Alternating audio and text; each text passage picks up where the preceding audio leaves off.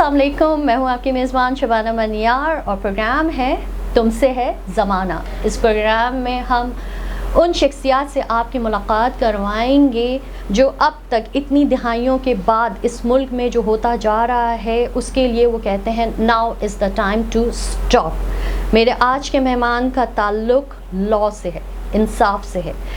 जाहिर सी बात है, जब लॉ और इंसाफ की बात की तो उनकी प्रोफेशनल फील्ड लॉ रही है और एज अ लॉयर माशाल्लाह उनकी जर्नी इतनी तेज़ी से आगे बढ़ी कि वो फॉर्मर जज भी रह चुके हैं और एडवोकेट सिंध हाई कोर्ट है।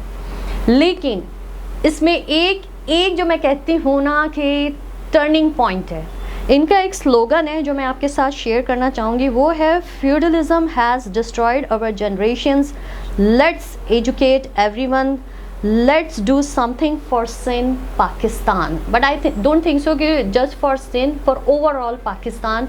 मेरी ये मेहमान जब हम लॉयर की बात करते हैं और जैसे ही वो कोर्ट में एंटर होता है उस वक्त उसके जहन में दो चीज़ें होती हैं। First, wanted to make money for future ahead और वर्क फॉर कॉज। क्योंकि कोर्ट में हम सब देखते हैं कि बहुत आराम से या अपनी टैलेंट से सच को झूठ और झूठ को सच कर दिया जाता है, यानी कभी कभार गुनहगार जो होता है वो बेगुनाह साबित हो जाता है और जो बेगुनाह होता है वो गुनहगार हो जाता है। ये अपनी जगह। लेकिन क्या आज भी हमारे मुल्क में गरीब को इंसाफ मिल रहा है? शहरों का इतना बुरा हाल है तो आप सोचें कि इंटीरियर का क्या हाल होगा। लेकिन मेरे आज के ये मेहमान, इन्हें आप इंसाफ के लिए ये अंदरूने सिंध जाते हैं, वहाँ पर जो गरीब लाचार लोग होते हैं जो उस इन्वायरमेंट में रहते हैं जिसको अगर मैं गलत नहीं हूँ तो कहते हैं जंगल का कानून। इसलिए ये खुद कहते हैं कि feudalism has destroyed our generations and वो निकल पड़े हैं उस नस्ल को बचाने जो आज भी पिस रही है। None other than the very own Pakistani Shahid Hussain Soomro साहब हमारे साथ मौजूद है। Thank you so much for coming and joining us. Thank you for calling me and really बहुत मज़ा आया आज आपका यहाँ सेटअप देख के। थैंक यू सो मच फॉर इनवाइटिंग मी। ये जो स्लोगन है ये अपनी जगह एक तहरीक नहीं है और एक ऐसी तहरीक जो वडेराइज़म, जागीरदाराना निज़ाम, और जिसको सुनकर वडेरा और जागीरदार को लेकर बस एक ही चीज़ आती है कि अपने इलाके के फ़िरौन।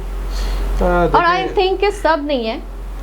नहीं शबाना साहब, देखें ये तो जहाँ पर भी वैसे एक कहावत भी है मशहूर कि अगर किसी को तबाह करना हो ना तो उनकी एजुकेशन ख़त्म करें।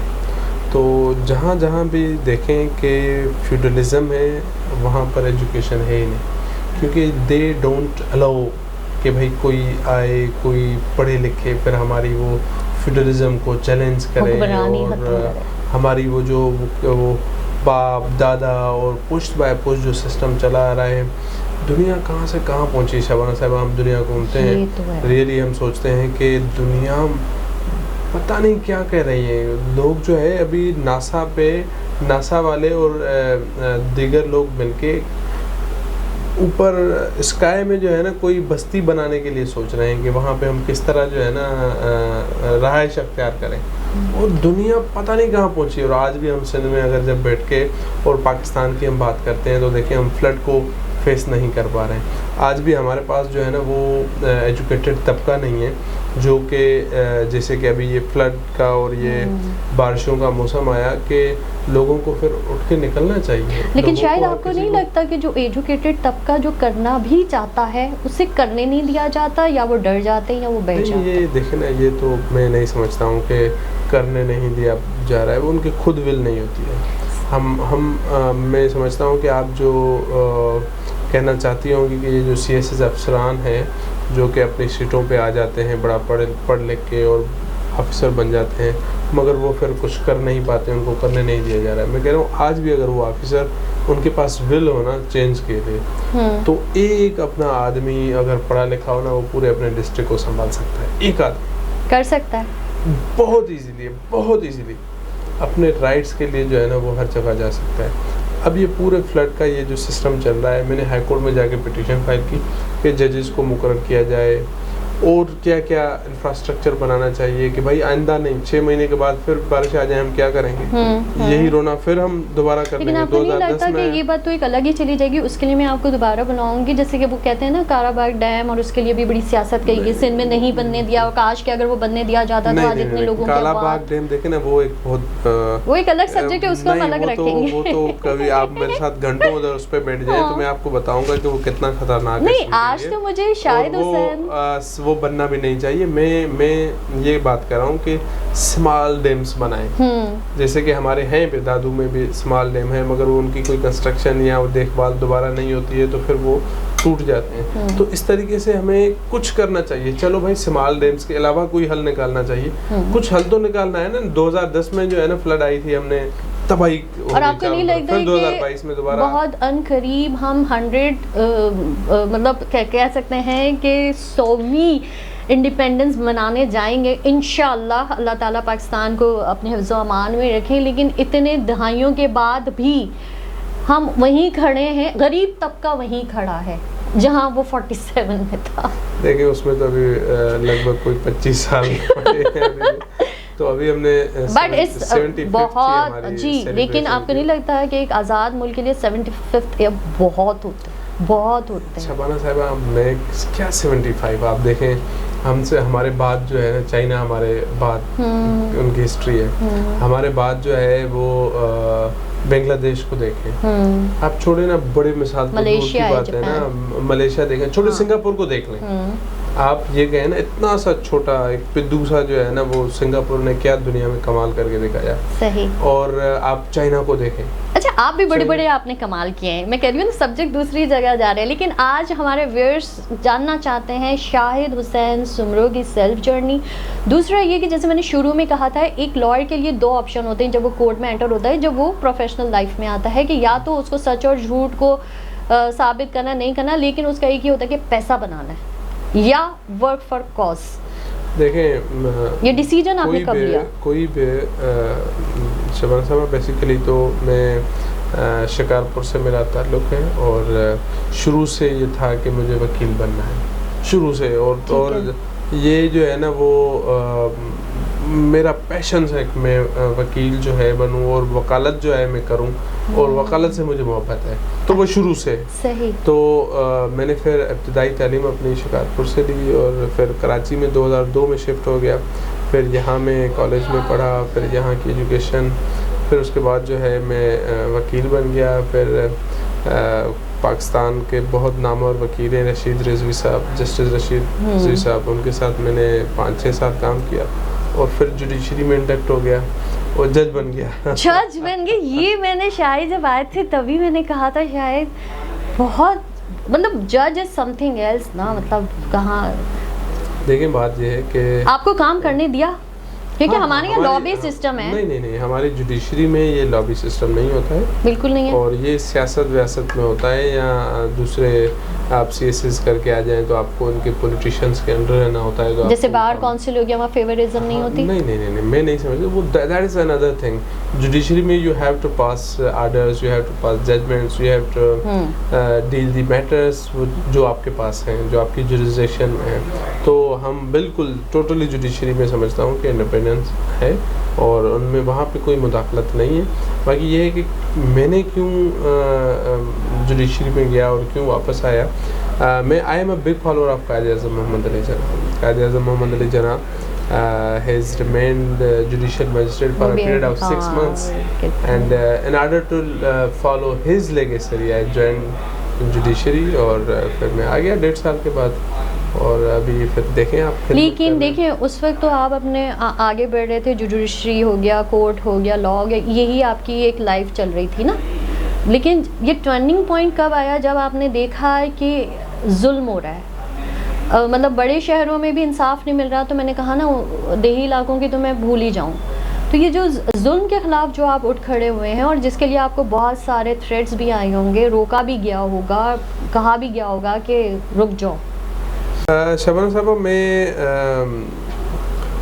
जुडिशरी ज्वाइन करने के बाद जैसे मैं वापस आया तो वहाँ पर ही था कि मुझे कुछ करना है, और मैं समझता था कि मेरा रूम छोटा है और मुझे काम बहुत बड़ा करना है। और किसी भी आप प्लेयर को सपोज़ कहें कि भाई आप स्टेडियम में छक्का मारने की प्रैक्टिस करें और किसी को आप कहें कि एक छोटे से कमरे में करें, तो वो छोटे से कमरे में कितना भी बड़ा 10 साल के लिए भी प्रैक्टिस करेगा, मगर वो स्टेडियम वाला तो नहीं खेल पाएगा ना जो इंटरनेशनली है। ये तो है। तो इसलिए मैं आया कि भाई नो डाउट कि जुडिशरी में भी हम इंसाफ करते थे, मगर कुछ और करना चाहिए कि जैसे हम पूरे सिंध में अपना काम करें, पाकिस्तान के लिए काम करें, अपनी कंट्री के लिए कुछ करें। और फिर देखा कि जो जुल्म हो रहा है उसके खिलाफ जो आवाज़ बुलंद करता है, और खुसूसन क्योंकि मैं I love Sindh I know, जहाँ आपके ग्रास रूट में, तो आपका तो ये फर्ज बनता है कि ज़मीन आई लव माई ब्लड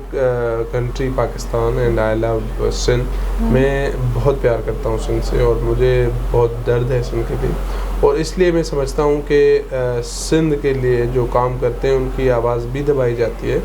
और क्योंकि हमारा सिस्टम ऐसा है ना, वो आज से सिस्टम नहीं है, सदियों से चलता हुआ आ रहा है, तो उस सिस्टम को चैलेंज करना और उस सिस्टम के साथ लड़ना कोई ये मामूली बात नहीं है। सबसे पहले तो उनको मखरूज कर दिया गया है कर्जे देकर, और जिंदगी भर के लिए गुलामी और बाउंड बहुत सारी चीजें ऐसा ही है आज भी नहीं बदली। ना सिर्फ कर्जे तो एक छोटी सी बात है, मगर उनको तालीम उनसे छीन के, बेसिकली ये मैं समझता हूँ कि सिंध में सबसे बड़ा जो जुल्म है ना, वो आप किसी से तालीम, वो देखिए डॉक्टर महबूबुल हक ने भी कहा था कि अगर आपको किसी मुल्क को तबाह करना है ना, तो उसके लिए वेपन्स की जरूरत नहीं, उसका एजुकेशन सेटअप बिगाड़ दो। और ये ना सिर्फ सिंध का, ओवरऑल पाकिस्तान के लिए यही जुल्म पाकिस्तान पर किया भी गया है। मगर इस कंपेयर हम देखें ना कि पंजाब केपी वहाँ पे जो इवन के मैं टूरिस्ट भी हूँ, मुझे दुनिया में बहुत दुनिया देखी भी है और दुनिया बहुत घूमने का शौक भी है और जाता भी रहता हूँ। हर 2-3 महीने अगर मैं कहीं नहीं जाऊँ तो समझो कि वो मज़ा नहीं आता है। तो मैं देखता हूँ गिलगित या इधर उधर, तो हम पाकिस्तान की अगर बात करें, आप कंपेयर कर तो रहे हैं ना, हाँ, मैं अगर कंपेयर करूँ तो सिंध में लिटरेसी रेट बहुत कम है एज़ कम्पेयर टू, ठीक है बलूचिस्तान में हमसे भी ज़्यादा है, मगर मैं कंपेयर क्यों करूँ अपने से छोटे उसको कि भाई यहाँ पे कम है तो हम ज़्यादा है तो हम खुश हो जाए, नहीं, हमें बहुत आगे बढ़ना है। हमारे देखिए बलूचिस्तान से भी वो एक जुल्म हुआ है, जागीरदार, वडेरा, सरदार, बस ये वो टर्म्स हैं जिन्होंने एक सबोटाज कर दिए हैं अपनी ही वहाँ के मकामी लोगों का। अच्छा, बात हो रही है जजमेंट की, तो एज अ जज मैं आपसे पूछना चाहूँगी कि आई थिंक उस वक्त आपको बड़ी तकलीफ भी होती होगी, जो आपका नेचर मैंने जज किया है कि आप जुल्म के खिलाफ है, दैट्स व्हाई यू आप back to advocate high court वे। उसका रीज़न ये है कि आप जज की सीट पर बैठे हैं और मैंने सुना है कि कोर्ट में सिर्फ एविडेंस की बुनियाद पर है ना आपको जजमेंट देनी होती है। नाउ आपके सामने होगा कि यहाँ तो गवाह भी बिक जाते हैं, एविडेंस भी टेम्पर्ड हो जाते हैं, पुलिस भी केस अपसाइड डाउन कर देती है जब उनके साथ करप्शन होती है। तो इस तरह के बहुत सारे ऐसे वाक़यात हुए हैं कि भारी दिल करके you have to give judgement जो आपको कबूल नहीं था। ऐसा ही मैं समझता हूँ कि ना सिर्फ मैं बल्कि हर जज जो है वो समझ जाता है केस। कोई ऐसा केस कोई केस याद है, मतलब एक इंसान का होता है कि बड़ा दुख हुआ होगा आपको, मतलब ये ऐसे तो बहुत सारे केसेस हैं। एक दिन मैं कोर्ट जाता था तो मेरा तरीक़ेकार ये था कि मैं जब घर से कोर्ट जाता था तो गाड़ी में अखबार पढ़ता था। तो डॉन मैंने जैसे ही पढ़ना शुरू किया तो देखा कि मेरी जुरिसडिक्शन में वेस्ट में जज था, डिस्ट्रिक्ट वेस्ट कराची, तो मेरी जुरिसडिक्शन में एक बंदे का कत्ल हो गया। तो कत्ल होने के बाद मैंने देखा कि वो किसी घर में ही अपने ने किसी को कत्ल कर दिया।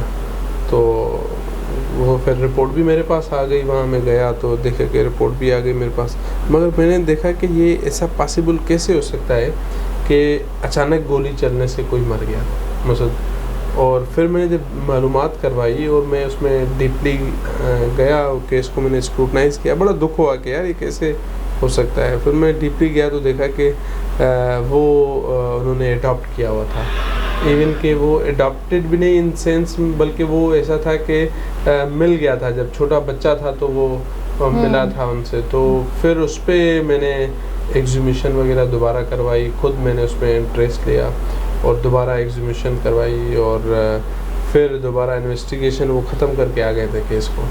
फिर मैंने इन्वेस्टिगेशन ट्रांसफ़र करके उस टाइम एसएसपी थे, उनको मैंने लिखा कि मैंने कहा यहाँ उसमें कोई भी अच्छा ऑफिसर डेपूट करो, डीएसपी से कम लेवल का ना हो।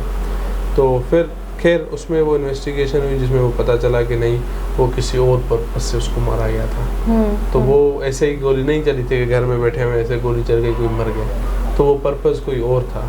तो वहाँ उसके साथ इंसाफ करते हुए मुझे बड़ा अच्छा लगा कि और भी बहुत सारे किस्से हैं जो कि नहीं, एक होता है इंसाफ किया आपने, एक होता है कि आप मजबूर हो गए क्योंकि एविडेंस ही एक जुल्म हो रहा है और आपको बाउंड हो गए कि जब जो मजलूम है उसके खिलाफ सारी चीज़ें जा रही हैं and you have to give verdict because you are bound to evidence. हाँ, इस तरह भी, क्योंकि वो जो मेरी जो रिजेक्शन थी ना, तो वो हक्सबे की जो रिजेक्शन थी वहाँ पे ना, माड़ी को लोग हर इतवार को जाते हैं। तो एक फैमिली के साथ क्या हुआ था कि किसी वो घूमने गए थे, तो उनकी छीना चपटी कर रहा था कोई, तो उनकी फिर बच्चियों के साथ, बेटियों के साथ उन्होंने कोई हरकत करने की कोशिश की।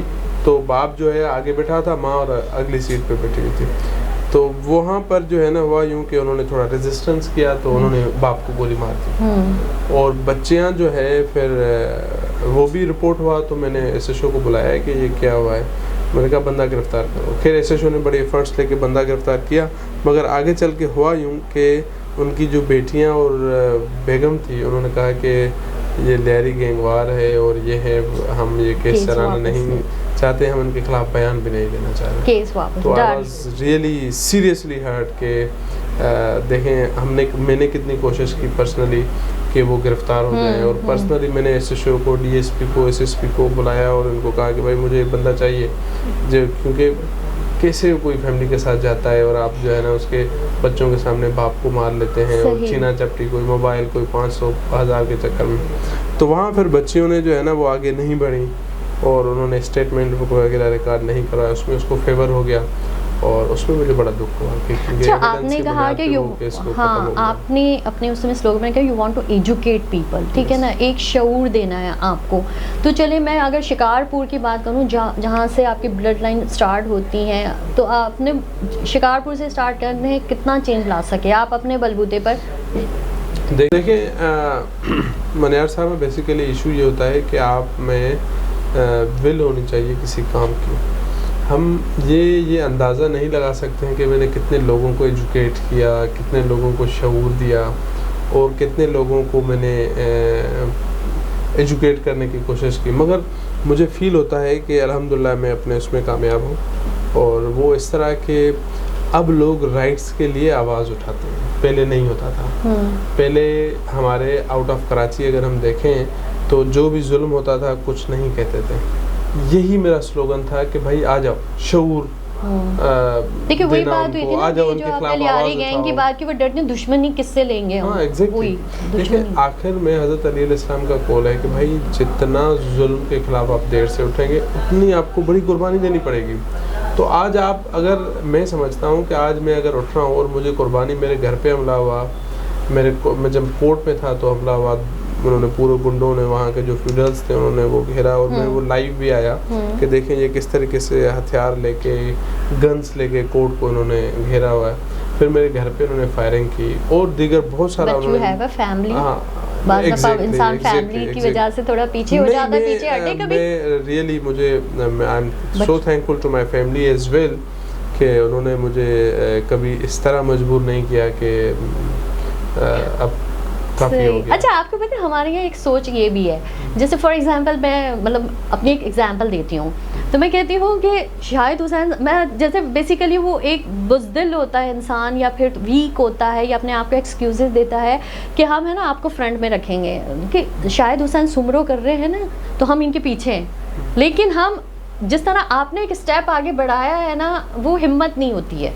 नहीं करनी चाहिए ना। देखो आप कब तक जो है ना वो, ये तो आप नस्लों के साथ ज्यादती कर रहे हैं। मैं उस नस्लों की बात कर रही हूँ जो भी बंदा ये कहे कि भाई मैं पीछे हूँ शायद कर रहा है ना, नो भाई आपको आगे आना है, आपको अपनी नस्ल सेट करनी है, आपको जिंदगी, आप देखो कौन करेगा। हमारे नबी पाक सल्लल्लाहु अलैहि वसल्लम को अगर हम उनकी ज़िंदगी, क्योंकि वो हमारे लिए मशले राह हैं और वो उनकी ज़िंदगी को ही हमें मुसलमानों को हम फॉलो करते हैं, तो नबी पाक सल्लल्लाहु अलैहि वसल्लम ने ज़िंदगी दूसरों के लिए गुजारी या अपने लिए गुजारी? दूसरों के लिए। और इनफैक्ट हमारा हुकूकुल इबाद की पहला सवाल है, हुकूक अल्लाह तो बाद में आएगा, कब्र में भी ऐसा ही है। तो हम लोगों पे फ़र्ज़ है कि हम अपने पड़ोस को हम अपनी सिंध को, हम अपने पाकिस्तान को, हम अपनी जो भी हमारा ये होमलैंड है, बिलव्ड कंट्री है, उनको हमें उनके लिए कुछ काम करना चाहिए। देखिए उसके लिए कि भाई ये तो फिर जानवर हो गए ना, कि भाई 3 टाइम का खाना खाना है। शायद उसके लिए यही है कि जिस फील्ड से आपका ताल्लुक है, हमारा अगर इंसाफ का निज़ाम सही हो जाए ना, अभी आप है ना, आप यही कह रहे हैं ना कि नहीं हमारा जो सिस्टम है, जैसे अभी मैंने आपके बात की फेवरिज्म लॉ भी, चले वो अपनी जगह, उसमें आप आगे बढ़ रहे होंगे, लेकिन जो जुडिशरी का जो सिस्टम है ना, वो क्यों हर बार मैं इसलिए कह रही हूँ कंडम ऑफ कोर्ट भी ना हो जाए, या मैं ये कह सकती हूँ कि गरीब को इंसाफ देने में फेल हो जाता है। देखें, आपने बड़ा अच्छा सवाल पूछा। सिस्टम आप क्या समझते हैं कि आप इंतजार करेंगे सिस्टम का चेंज होने का? कोई तो करेगा ना, लेकिन आप लोग करेंगे ना, तो जो उससे वाबस्ता है। Why not you? देखें, वही मकसद मैं कह रहा हूँ कि those who are affiliated with this system, कि भाई जैसे हर कोई, मैं सिर्फ हम सिर्फ उसके हक में आवाज उठा सकते हैं, जैसे मीडिया उठाता है। एग्जैक्टली। लेकिन केस तो कोर्ट में जाता है ना। वो आप अगर कोर्ट की देखें ना, आप सिर्फ बात करेंगे कोर्ट में, भाई सिस्टम नहीं, इंसाफ नहीं मिलता। इंसाफ एक तो इतना देर से मिलता है कि बंदा जिंदगी, जो लेने वाले होते हैं बहुत सारे लोग हैं जो दुनिया से चले जाते हैं। इसमें कोई शक नहीं है, मैं आपकी इस बात से मुत्तफिक हूँ कि हमारे पास जो सिस्टम है, जो प्रोसीजरल, जो हमारे यहाँ ट्रायल्स जो चल रही हैं, सालों टाइम लगता है उसमें, और उसमें यकीनन मैं समझता हूँ कि सबको रोल प्ले करना चाहिए, सिविल सोसाइटी को भी रोल प्ले करना चाहिए कि भाई वो आवाज़ उठाए कि भाई जजेस को बढ़ाएं, और जजेस के साथ साथ जो है ना, वो कराची की 3-3.5 करोड़ आबादी है, और 3-3.5 करोड़ आबादी में आपके पास 100 जजेस भी नहीं है। तो अगर आप बस 100 जजेस भी, ये तो पुलिस का भी यही हाल है, 100 जजेस भी मुश्किल से होंगे।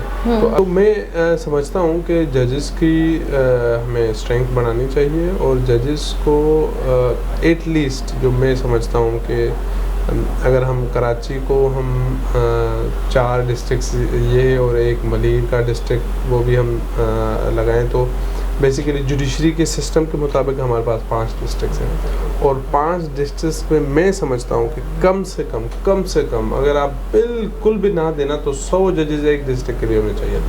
अच्छा, तब जाके जो है ना वो सिस्टम। और ओवरऑल अगर मैं ये सारे डिस्ट्रिक्ट बात करूँ तो इस वक्त कितने हैं, और फिर हम उसको डिवाइड करें? मेरे ख्याल में जब मैंने रिज़ाइन किया था, मैं जुडिशरी में, आपने भी तो रिज़ाइन कर दिया 2017 में, इट वाज 2017, और हमारे डिस्ट्रिक्ट में कोई 20 जजेस थे एक डिस्ट्रिक्ट में। तो अगर 5 को, अब थोड़े से बड़े हैं, 5 से मकसद होंगे तो 150-200 जजेस जो है ना पूरे इस टाइम कराची में काम कर रहे होंगे, सिटी कोर्ट और मलिक कोर्ट। सही। अच्छा, आप बहुत ज़बरदस्त काम कर रहे हैं, अपने बलबूते पे कर रहे हैं, बड़ा जुर्रतमंदाना आपका इक़दाम है, लेकिन हमारी आवाम की एक सोच है कि हमें लगता है कि अगर कोई अवामी नुमाइंदा आएगा ना तो हम उसके पीछे खड़े हैं, हम उसको वोट भी दे देंगे। तो when you are joining politics? Very good question. And you have a very sweet smile on your face. मैं समझता हूँ कि ये जो हम काम कर रहे हैं ना, ये भी तो सियासत है। सियासत तो है, लेकिन अवाम का अपनी एक वो सोच है। कोई शक नहीं है। देखिए, इमरान खान का मैं इंटरव्यू पढ़ रहा था, उन्होंने कहा कि मैंने ज़ियाउद्दीन वो उनका हॉस्पिटल बना दिया, शौकत खानम हॉस्पिटल बना दिया। तो मैं सोच रहा था कि यार शौकत खानम तो चलो कितने लोगों को बेनिफिट देगा, 1000, 2000, लाख, 2 लाख, 3 लाख। तो ये जितनी आबादी है पाकिस्तान की, ये 20-22 करोड़ की आबादी में, उसमें हमें काम करना चाहिए कि सबको बेनिफिट मिले। और नो डाउट सियासत में जाना चाहिए, मगर मैं समझता हूँ कि ये वक्त नहीं है, और राइट टाइम पे डिसाइड के सियासत में जाना चाहिए या नहीं चाहिए, मगर मैं समझता हूँ कि ये भी सियासत है। लेकिन हमारे यहाँ की सियासत, मैंने खुद पॉलिटिकल साइंस में मास्टर्स किया हुआ है, लेकिन जो मैंने बुक्स में पढ़ा है वो मुझे प्रैक्टिकल नज़र नहीं आता है ना। वही जो एक आपने कहा था कि जो चला आ रहा है करप्शन, या फिर एक फैमिलीज़ कुछ हैं जिन्होंने सबोटाज किया हुआ है हमारे मुल्क को, लेकिन वही बात होती है। और यही होता है कि जो शरीफ आदमी सियासत में आता है ना, आने के बाद पहले वो बहुत अच्छा होता है, लेकिन कुछ वो मसाइल का ऐसा शिकार होता है कि वो गंदा हो जाता है अवाम की। अभी तो आप सबको यहाँ पे जितने भी हैं सबको गालियाँ पड़ती हैं सबको, तो और अब तो सोशल मीडिया ऐसे बख्शता नहीं है। तो क्या उस पर काम छोड़ दें, उन पे वो क्या करें कि वो सियासत छोड़ दें, वो अपना, देखो लोगों का काम है उनको अपना काम करना है, और आप अपना काम करें सोसाइटी की बेहतरी के लिए। जो कुछ आपसे हो सकता है आप अपनी कैपेसिटी में वो करें। वो ये ना देखें कि यार वो फलां गालियाँ दे रहा है। मैं आपको बताऊं कि लोग तो ईडी को गालियाँ देते हैं, छिपा को देते हैं, जीडीसी को देते हैं, जेडीसी को देते हैं, सबको देते हैं कि भाई यहाँ ये नहीं पहुँच रहा है, इन्होंने कराची में पैसा खाया हुआ है और ये किया हुआ है। और मैं आपको बताऊं कि बहुत एक अच्छे पढ़ा लिखा बंदा था, मुझे कह रहा था कि ये जो ईदी है ना, ये अपने एम्बुलेंस में जो है ना वो किसी के लिए गलत काम करवाता है। यार कोई इंसान बन जाओ, कितनी इंसानियत। अच्छा, हमारे यहाँ ये है कि हम लोग है ना इस वक्त इतने मतलब अजीब ही स्ट्रेस और अजीब ही हमारी मंतक बन गई है, जहनी मंतक मैं कहती हूँ, कि हम लोग फजूलियात में ज़्यादा पड़ गए हैं। कॉन्क्रीट बेस पे जो काम हो रहा है उसको सपोर्ट करने के बजाय उसके अंदर ही कुछ ना कुछ ऐसी चीज़ें निकालते हैं जिसमें शायद हमें मज़ा आता है। ये मैंने देखा है। हाँ, मगर हम जो है ना किसी की तनकीद पे मैं नहीं समझता हूँ कि हमें लाइफ को टर्न करना चाहिए। आप अपना काम करें, लोगों को अपना काम करने दें, और आपके तवज्जो से जो बेहतरी हो रही है ना, मैं समझता हूँ वो करें। आप सोशल वर्क मेरी करें। एक रिक्वेस्ट है इनमें, जी, मैसेज क्या देना चाहेंगे जो बीड़ा आपने उठाया है? देखिए, मैं नौजवानों को रिक्वेस्ट करूँगा कि आप पढ़ाई पे तवज्जो दें। आप पढ़े लिखें और पढ़ाई से ही आप चेंज ला सकते हैं। जब आप पढ़ते हैं तो आपको माहौल अच्छा मिलता है, पढ़े लिखों वालों माहौल मिलता है, फिर आपके शऊर आप में आता है, फिर आप जब सिस्टम को चैलेंज करते हैं ना तो आप में एक विल पावर होती है। तो मैं समझता हूँ ये सब आपके इल्म से ही आता है, और आप इल्म हासिल करें। इल्म हासिल करके ही हम फ्यूडल से लड़ सकते हैं, इल्म हासिल करके ही हम इस सिस्टम से लड़ सकते हैं, इल्म हासिल करके ही हम पाकिस्तान और सिंध को बेहतर बना सकते हैं, और इल्म हासिल करके ही हम जो है ना वो जैसे दीगर कंट्रीज़ ने, चाइना, दुबई या दीगर कंट्रीज़ हैं जो अभी हम समझते हैं वो डेवलप्ड कंट्रीज़ हैं, हम अभी भी प्रोसेस में हैं डेवलपिंग कंट्रीज़ में, कि भाई हम 1947 से हम आज़ाद हुए और आज तक हमारा जो है ना वो आता है कि भाई ये डेवलपिंग कंट्री है। भाई क्यों? क्योंकि हमारे पास जो है ना वो एनर्जेटिक, एजुकेटेड और शऊर वाले लोग कम हैं, और वो बत्ती के पीछे उन्होंने, सियासतदानों ने और दीगर जो लोग हैं उन्होंने, फ्यूडल्स ने लगाया हुआ है, और हमारी नस्लें बत्ती के पीछे लगी हुई हैं। तो इनके हथकड़ियों से निकलें, आप खुद को आज़ाद करें और पाकिस्तान और सिंध के लिए कुछ करें। Thank you so much Shahid. और जैसे शाहिद ने कहा, असल तब्दीली हम पर ही मुनहसर है कि हमें अब नो कहना आना चाहिए जुल्म के ख़िलाफ़। और ड्यूरिंग प्रोग्राम नबी पाक सल्लल्लाहु अलैहि वसल्लम की अहादीस का हवाला दिया, मौला अली के अक़वाल और का हवाला दिया, लेकिन हम सब जानते हैं कि नबी पाक सल्लल्लाहु अलैहि वसल्लम की पहली वही ही इक़रा थी, यानी पढ़। तो इल्म और तालीम और शऊर की हमारे as a person, as a human कितनी अहमियत है कि हमें पहली वही ही पढ़ने को कहा है। मुझे दीजिएगा इजाज़त। Thank you so much Shahid. और जाने से पहले वही आप पर एक ज़िम्मेदारी कि चैनल को सब्सक्राइब करना नहीं भूलना है, बेल आइकन को क्लिक करना है, और कमेंट सेक्शन में जाकर कमेंट्स का हमें ज़रूर इंतज़ार रहेगा, जिसमें आगे सजेशंस को भी हम वेलकम करेंगे। इजाज़त दीजिए, अल्लाह हाफ़िज़।